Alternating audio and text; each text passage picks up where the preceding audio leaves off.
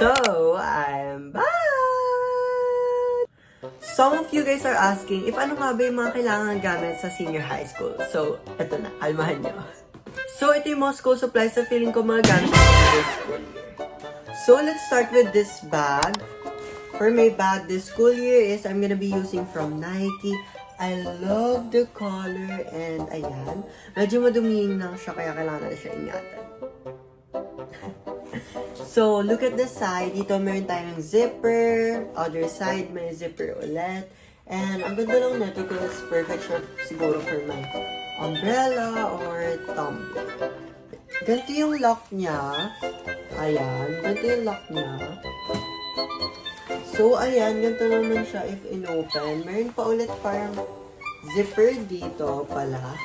As a commuter, kailangan ko tong pocket na to talaga because pwede kong isunsul dyan yung mga pangmabilisan lang, like yung mga AirPods, coins, and wallets, and of course yung electric fan natin. And then, sa loob naman guys is, ayan, ganyan siya. Feel ko nga for me, it's kind of big because knowing me, hindi mo ako pala malaking bag guys, and I'm more on tote bag talaga. But for this school year, yeah. So next thing that I've got is a stapler. So this stapler is color blue. I love the colors. And I got it for only 68 pesos. And it comes with a staple. So yeah. Next thing I got is, of course, correction tape. As an ABM student, you guys know how important tong correction tape sa atin. Like, awa na lang. So, I got it for only 27 pesos. So, the next thing I've got is itong filler. Kasi, gamit namin itong mga gantong refill lang. Because some of the teacher required itong mga gantong filler. So, next thing na binili ko is wala sa na ID case and ayun, ganyan siya. Dito yung lalagay yung ID nyo. So, kasi tayo yung lagay naman ng ID. It's not giving. So, next thing that I've got is itong staple. Kasi guys, promise more on schoolworks. More on paperworks talaga tayo pagdating sa senior high school. And of course, with stapler dito, stapler doon, stapler dyan. So, staple. So, next thing na feeling ko, kailangan ko talaga to. Because last school year, wala akong ganito. Glue stick. Yeah. So, ayun, kung kailangan nyo ng pamabilisan lang, pamabilisang glue stick, ganyan. So, perfect. So, the next item will be plastic envelope. Plastic envelope. Yeah, okay. So, this one is parang organizer siya. It's not like yung normal plastic envelope, isang button lang. And dito dalawa siya, and feel ko mas matibay. And ayan, I can put here yung mga paperworks para mas organize siya sa bag ko and hindi na pakalat-kalat pagka kailangan yung ganitis. So, I've got this. Next thing na i-share ko sa inyo is hindi ko to ngayong year binili because of course, ginamit ko na siya.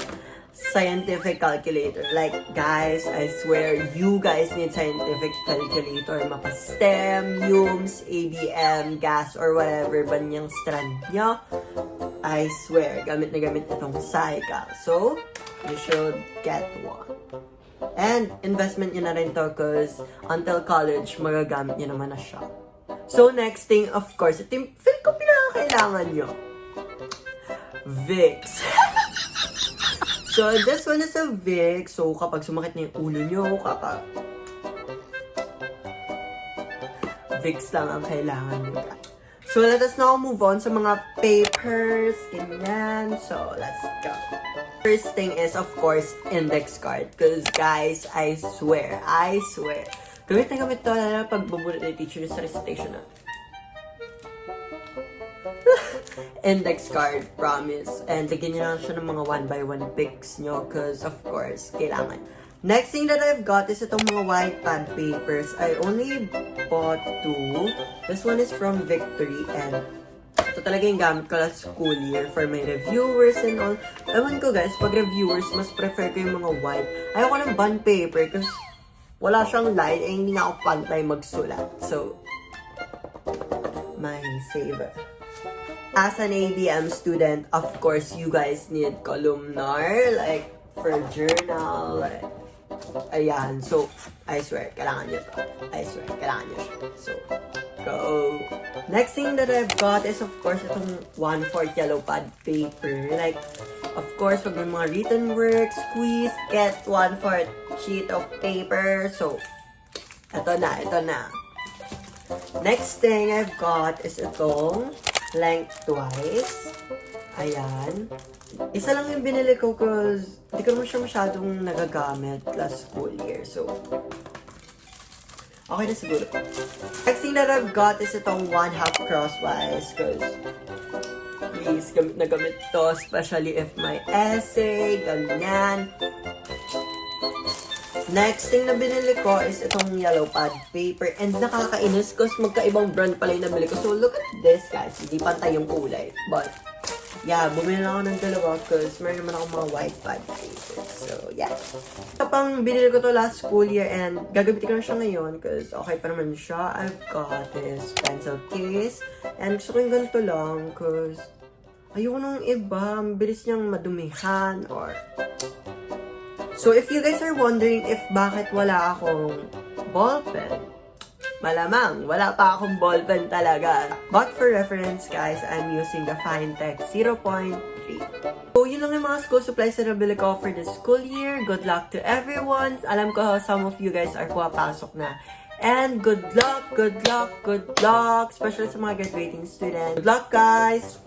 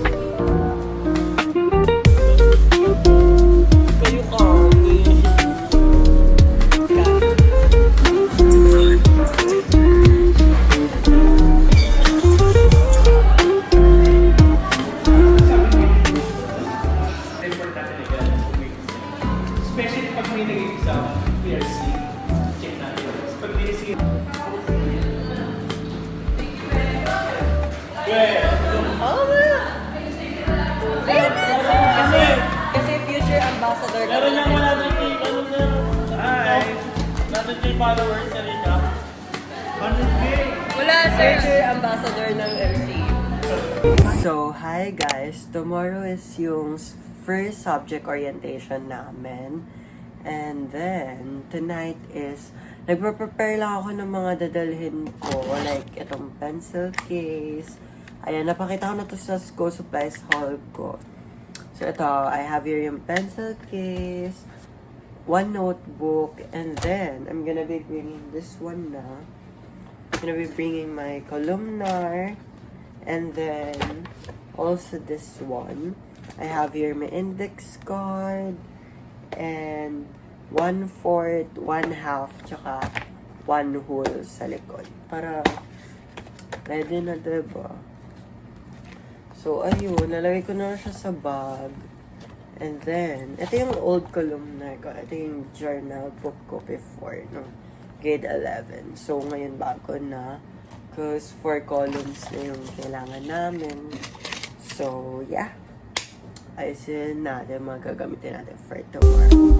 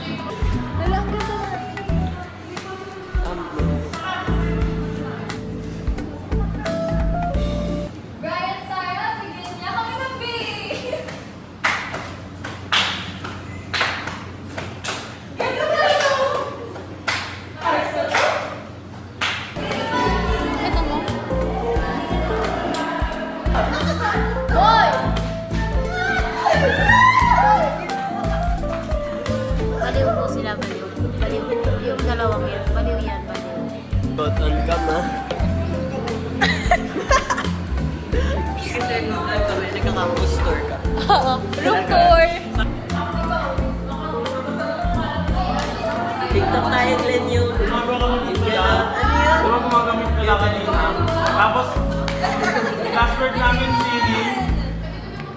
Ay,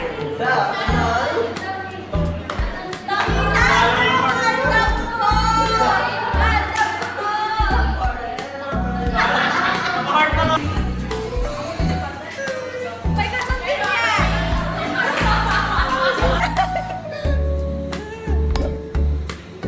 ayoko na ba, video? Guys, yun yung malit ng dalawang kamay ko.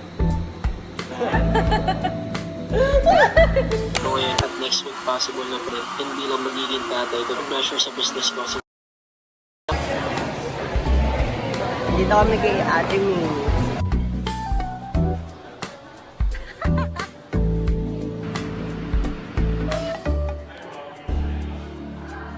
Asan si Rika?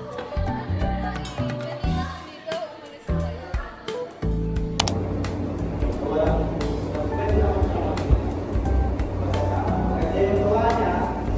So currently, nasa Bigas kami. And then, look at this. Ito yun yung guys.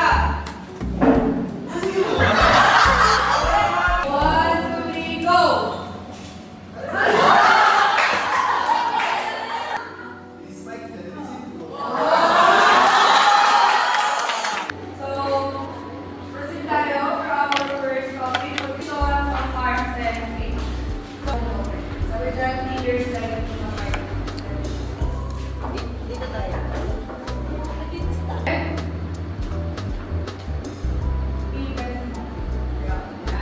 Second, third. Akala ko kasi may dala ka.